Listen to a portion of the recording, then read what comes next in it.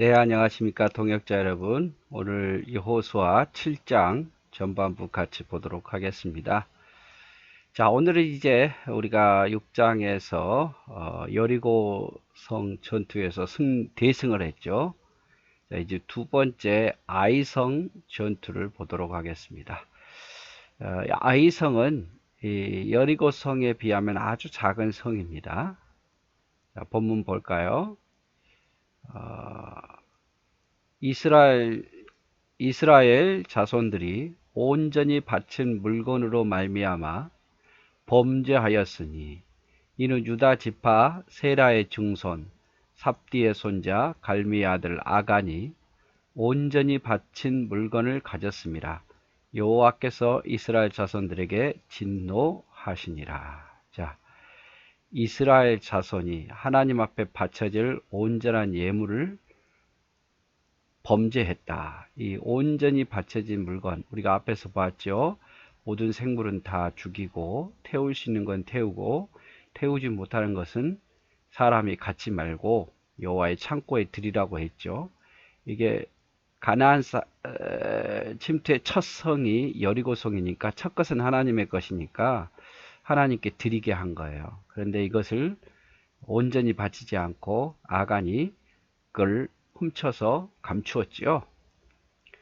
그런데 아간의 개인적인 범죄지만 이스라엘 자손들이 전체가 지은 죄로 하나님은 여기십니다. 한 사람의 죄를 단순히 한 사람의 죄에만 묻지 않고 이스라엘 전체의 공동체로 묻는 거죠.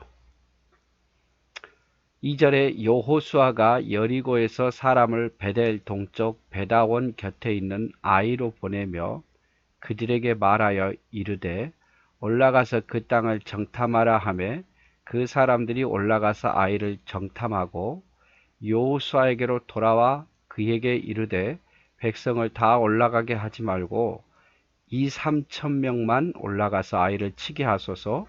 그들은 소수이니 모든 백성을 그리로 보내어 수고롭게 하지 마소서 하므로 백성 중 3천명쯤 그리로 올라갔다가 아이 사람 앞에서 도망하니 아이 사람이 그들을 36명쯤 쳐 죽이고 이스라엘에 36명쯤 쳐 죽이고 성문 앞에서부터 스바림까지 쫓아가 내려가는 비탈에서 쳤으므로 백성의 마음이 녹아 물같이 되었더라. 자, 여기 보세요.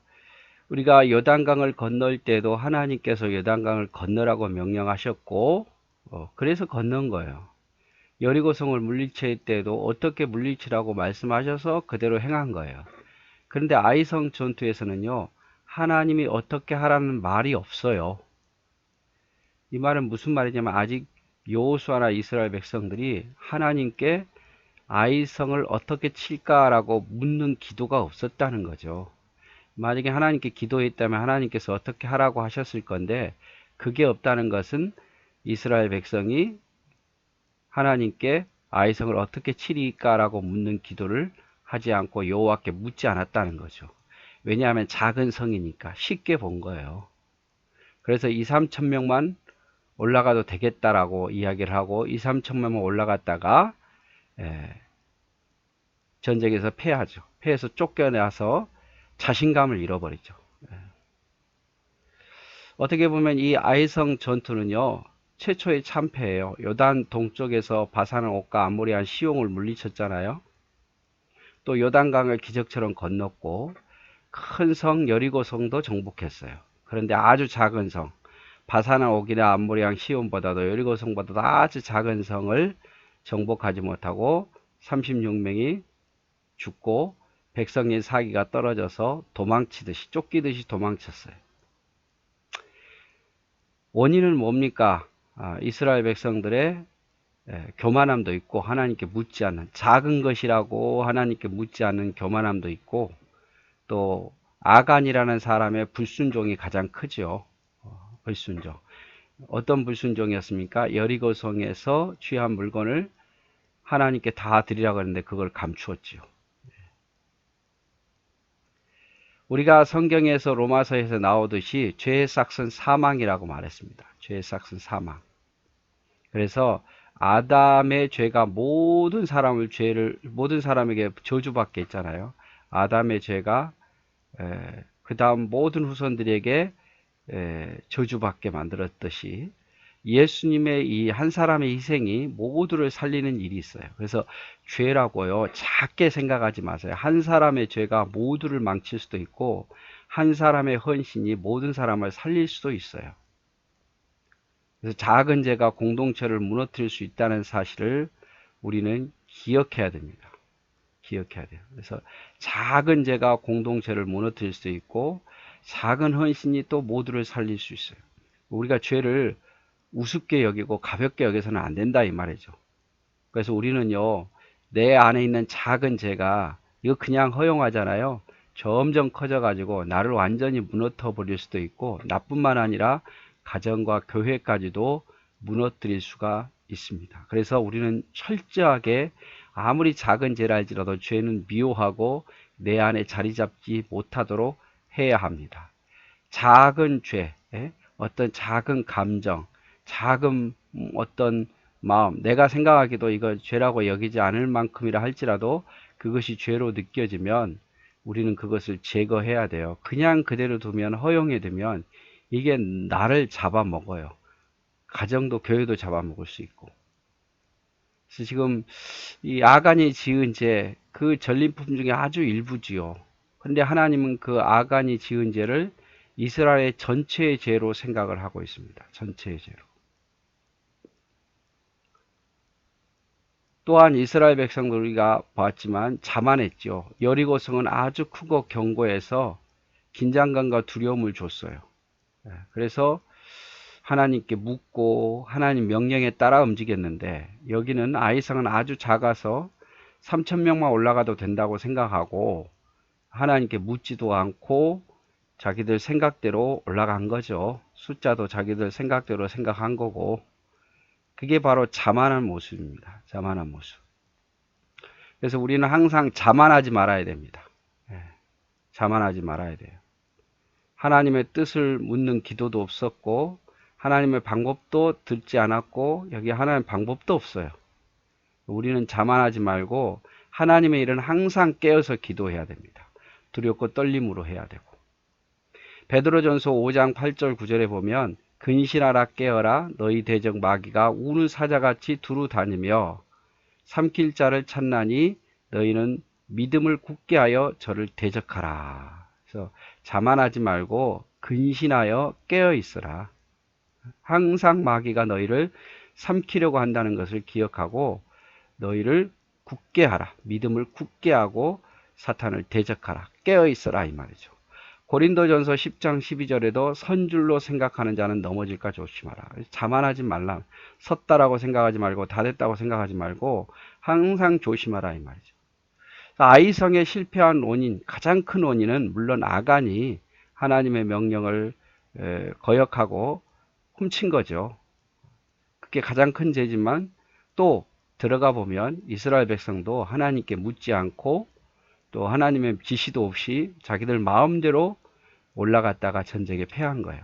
그래서 자만하지 말고, 또 작은 죄가 모두를 다 곤란하게 어렵게 만들 수 있다는 사실을 생각하고 작은 죄라도 우리를 용납한 사람이 되어서는 안 된다는 걸 우리가 여기서 배워야 합니다.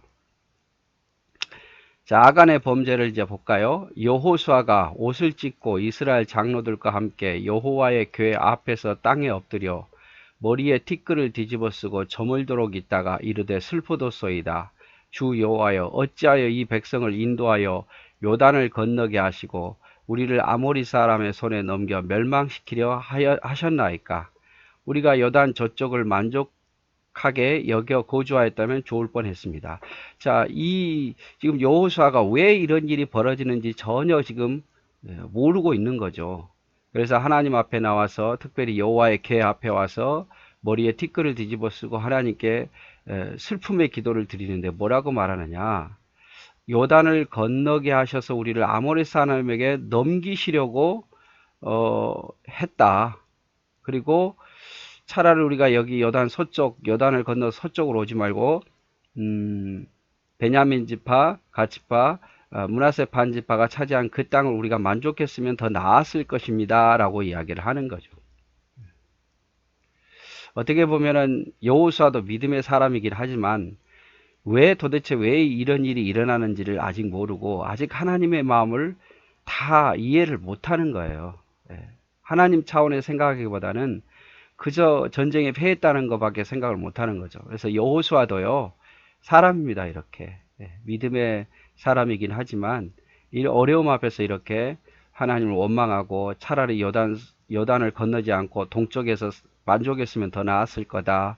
그리고 하나님 우리를 아모리 손에 넘겨 멸망시키려고 하시려나이까 라고 하나님을 원망하죠. 주여 이스라엘이 그의 원수들 앞에서 돌아섰으니 내가 무슨 말을 하오리까. 자, 원수들 앞에서 패해서 도망쳤는데 내가 백성들에게 할 말이 없다 이 말이죠. 가나안 사람과 이 땅의 모든 사람들이 듣고 우리를 둘러싸고 우리의 이름을 세상에 끊으리니 주의 크신 이름을 위하여 어떻게 하시려 하나이까 하니. 자, 이제 가나안 사람들이 더 이상 우리를 무섭게 여기지 않을 거다 이 말이죠. 그래서 아이성의 전투의 실패는요, 더 이상 가나안 사람들이 이제 우리를 안 두려워할 거다 이 말이에요. 곧 우리를 두려워하지 않고 이제 우리를 공격해 오면 우리는 감당할 수 없다라는 두려움에 빠지고 있는 거죠, 여호수아가. 작은 아이성에도 참패한 이 연약한 민족이 소문이 쫙 퍼질 거 아닙니까? 주변 가나안 사람들에게. 사람들이 그렇게 말할 거야. 어쩌다 보니까 운이 좋았던 거야. 그리고 이스라엘도 뭐 별것도 아니고 이스라엘 신도 별것도 아니네. 바산한 옥과 아모리안 시험 물리칠 때는 요단강을 건널 때는 여리고성을 물리칠 때는 야 두려워 떨었는데 저 자그마한 아이성도 물리치지 못하는 것을 보니까 군사도 오합지졸이고 우리가 뭐 하나님을 두려워할 필요가 없네. 이스라엘 두려워할 필요가 없네. 그래서 여기저기서 공격할 것을 생각하니까 여호수아가 막 두려운 거예요. 두려운 마음이 생기다 보니까 하나님을 이 땅에서 우리를 죽이시려고 여기 오게 하셨다고, 요단 동쪽의 땅으로 만족했으면 좋을 뻔했다라고 이렇게 이야기를 하죠. 그래서 우리가 여호수아의 기도를 통해서 우리가 한 가지 깨닫게 되는 것은 이스라엘의 범죄를 지금 몰라요. 그러니까 지금 이스라엘의 범죄를 여호수아가 모르다 보니까 하나님을 원망하죠. 아모리 손에서 우리를 죽게 하시리 하나이까 요단 동쪽 땅으로 만족했으면 좋았을 뻔했나이다. 이렇게 원망하는 거죠. 그래서 제가 여기서 하나 깨달은 것은 뭐냐면 우리도 우리의 죄악을 모르면 이렇게 하나님을 원망해요. 내 잘못은 모르고 다 내가 이렇게 잘못해서 하나님께서 나를 이렇게 징계하신다는 것을 모르고 그저 내 잘못을 모르기 때문에 하나님만 원망하는 거죠. 나는 하나도 잘못한 것이 없는 것 같은데 하나님이 나를 도와주시지 않아서 하나님이 나를 사랑하지 않아서 더 나가서 어떤 환경 때문에 사람 탓 때문에 이렇게 생각한단 말이에요. 그런데 우리가 어떤 사건 앞에서 어떤 어려움 앞에서 제일 먼저 생각해야 될 것은 하나님을 원망하기보다 다른 사람을 탓하기보다 환경을 생각하기보다 내 안에 어떤 죄악이 잘못된 것이 없는지를 먼저 우리가 좀 생각할 필요가 있다라는 거죠. 여호수아도 믿음의 사람이지만 이스라엘 백성들의 죄를 모르는 거예요. 모르다 보니까 그 책임이 하나님께 있다고 생각하고 하나님을 원망하는 거죠. 여호수아가 이스라엘 백성의 아간의 죄를 알았다면 이렇게 기도했겠습니까? 그래서 우리도 우리의 죄악을, 우리의 연약함을 모르면, 하나님의 은혜를 모르면 이렇게 된다는 것을 우리가 기억했으면 좋겠습니다. 그래서 오늘은 여기까지 보는데 아이성 전투에서 패배한 원인이 무엇인가를 꼭 생각하십시오. 물론 아간이 여리고성에서 물건을 훔친 게 가장 큰 죄입니다. 두 번째로는 교만했어요. 하나님 어떻게 하라는 아직 지시도 없는데 자기 뜻대로 가고 작은 성이라고 무시했다가 이런 고난을 당하는 거예요. 그리고 여호수아는 믿음의 사람이긴 하지만 또 하나님을 원망하죠. 왜? 이스라엘의 죄악을 아직 모르니까. 우리도 우리 죄악을 모르고 우리의 잘못을 모르면 얼마든지 이렇게 원망에 빠질 수 있다는 것을 기억했으면 좋겠습니다. 자, 오늘은 여기까지 보도록 하겠습니다.